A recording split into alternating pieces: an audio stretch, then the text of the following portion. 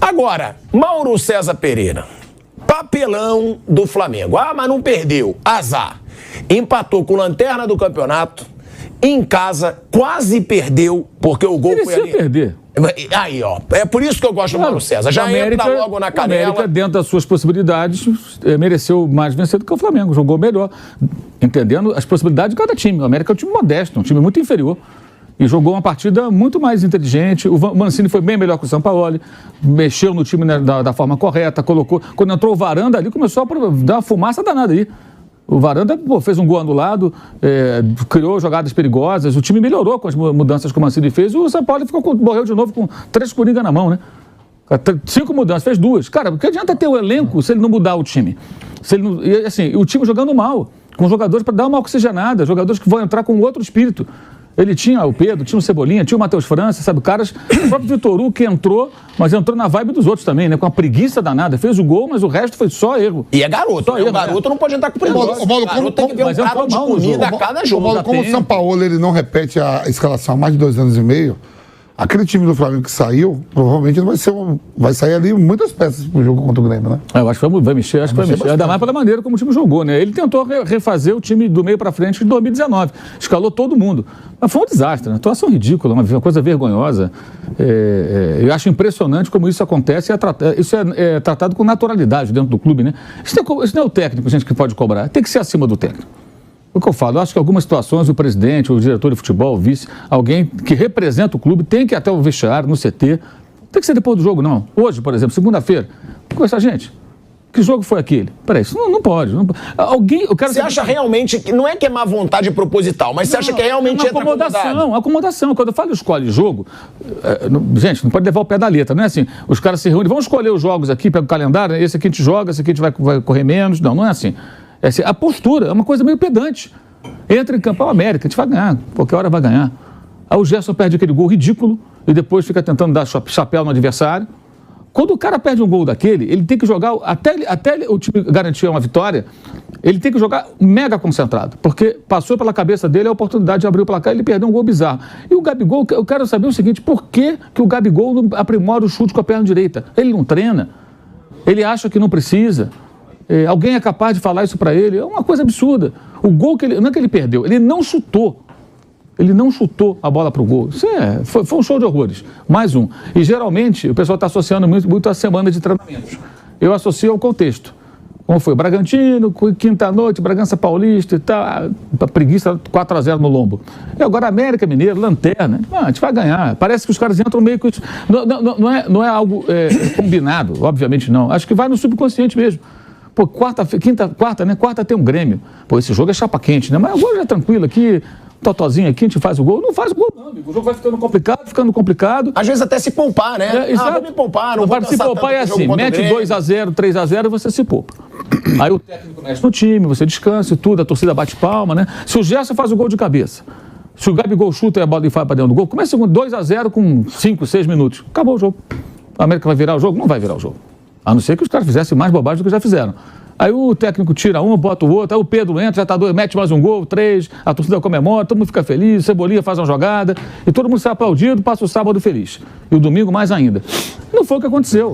E não é a primeira vez que isso ocorre. Eu acho que é um problema que, assim, ele não é desse técnico, porque já aconteceu a mesma coisa com outros treinadores. E o Flamengo tolera isso. Eu acho isso meio absurdo, sabe? Muito absurdo. O lance do Gabigol, para mim, é muito emblemático. Não pode um jogador que está discutindo renovação de contrato, um jogador da importância dele, com o que ele já fez no clube, está na história do clube, não pode não chutar aquela bola para o gol. Olha o Léo Pereira travando ali o chute do Benítez.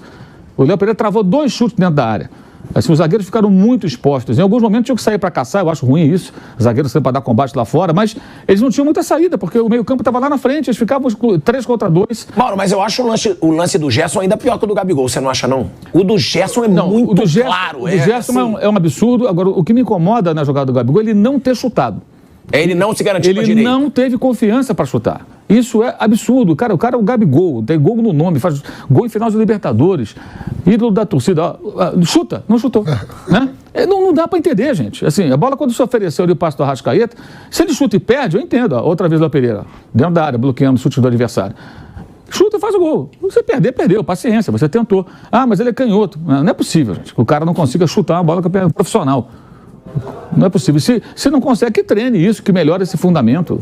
Eu achei sábado um negócio muito constrangedor, muito vergonhoso até, e eu acho que todo mundo foi muito mal. Inclusive o São Paulo foi muito mal também.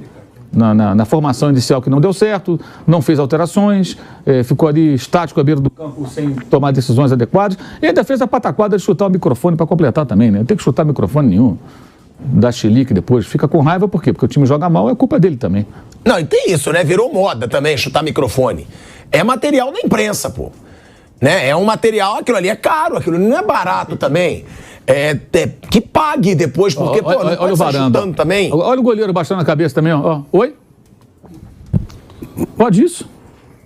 Assim, são detalhes que tem que ser discutidos. O menino é bom goleiro, né, promissor, mas não pode abaixar a cabeça. E o gol, acho que a bola é defensável. Bola, que nem antes do gol do Botafogo, o segundo, a bola que vai na mão do goleiro e entra, ela é defensável. Se o goleiro tocou na bola, por que ela entrou? Porque ele não conseguiu colocar força suficiente para impedir que ela passasse pelo gol. Então, assim, acho que não foi frango, mas a bola era defensável, no gol anulado ele baixou a cabeça. Essas coisas têm que ser discutidas, gente. Agora, o goleiro da base, ele é novinho, pô. Se ele novinho não tivesse... Ó, esse aí também, ó, Ayrton Lucas. Olha a cabeçada pro centro da área, no gol do América. Ele cabeceou pra frente da área. Se ele cabeceia pro lado, a bola sai para escanteio e tal. Não se rebate bola pra frente da área. Como é que um jogador de defesa faz um negócio desse? Um jogador que tá na seleção brasileira. Eu estou aqui citando várias situações que merecem uma discussão, já deveria discutir isso lá hoje. Erros individuais, coletivos, é um monte deles. Inclusive dos atacantes do Flamengo, né, Mauro? Sim, porque Pedro e Gabigol, eles não estão numa fase boa, os dois juntos. O Pedro não estamos no final, né? Acho que... Não, mas até de outros jogos também, sim, que eu acho que ele teve a chance, Gabigol estava lesionado. Sim.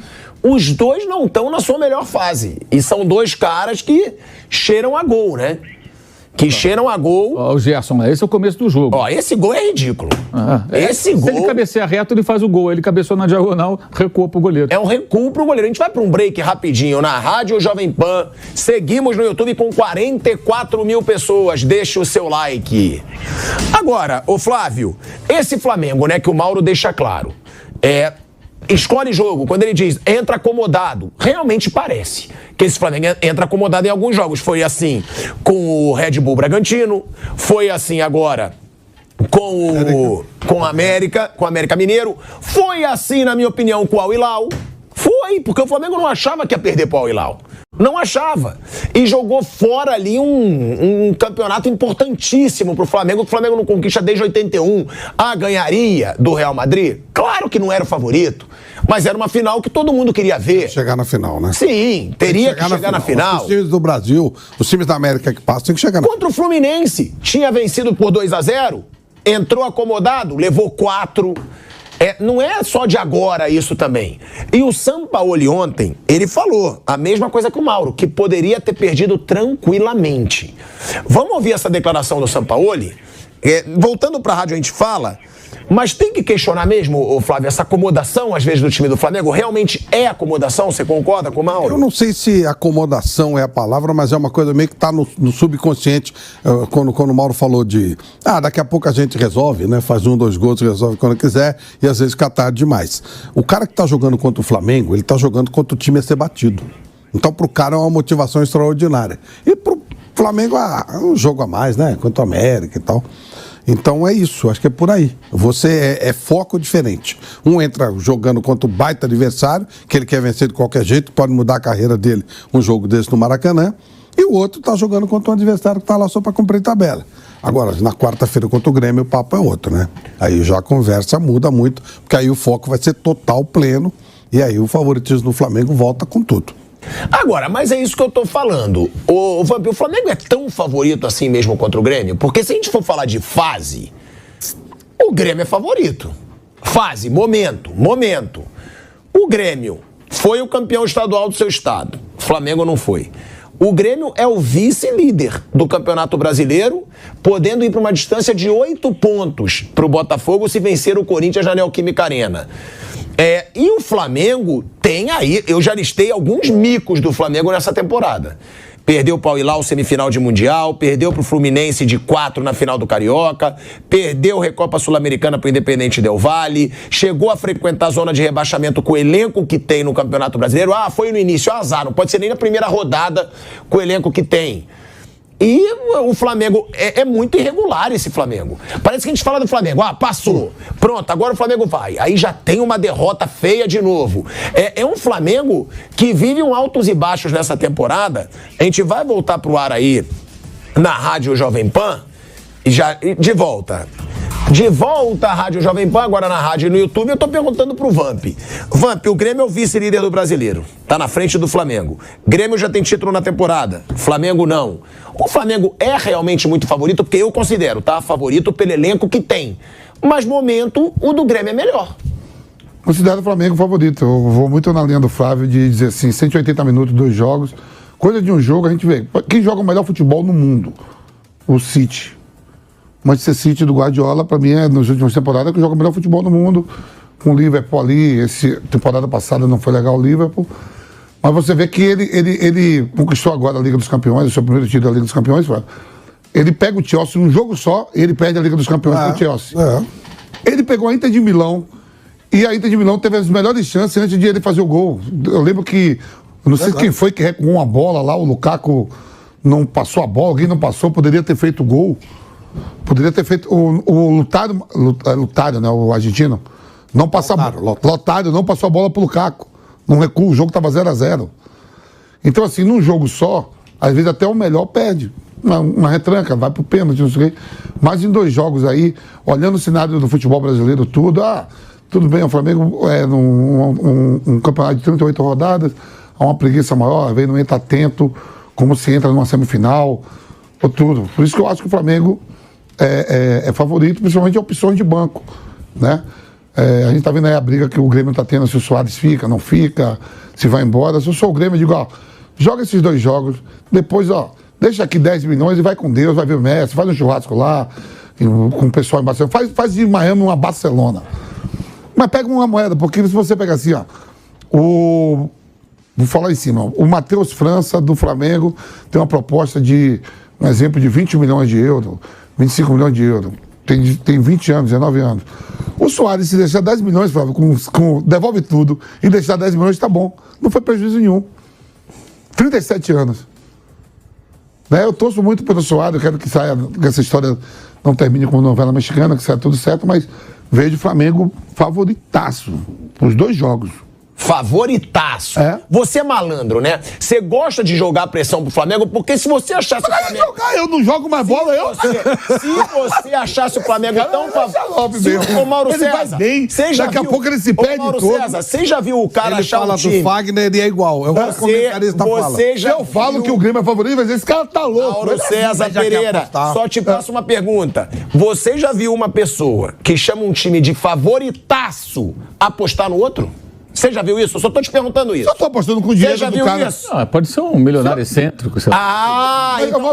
Então das duas uma. Ou você é burro ou milionário. Com o dinheiro do cara mesmo. Isso. Com o dinheiro do cara mesmo. Eu vou na zebra. Você apostou no Grêmio, seu cara de pau. Como é que você vai falar que o Flamengo é favoritaço? Eu não posso apostar, não? Por exemplo, eu apostei na Croácia. O Brasil é favoritaço. Eu gosto de ir na zebra. A zebra paga mais. Na zebra. Mas na nossa é pau a pau.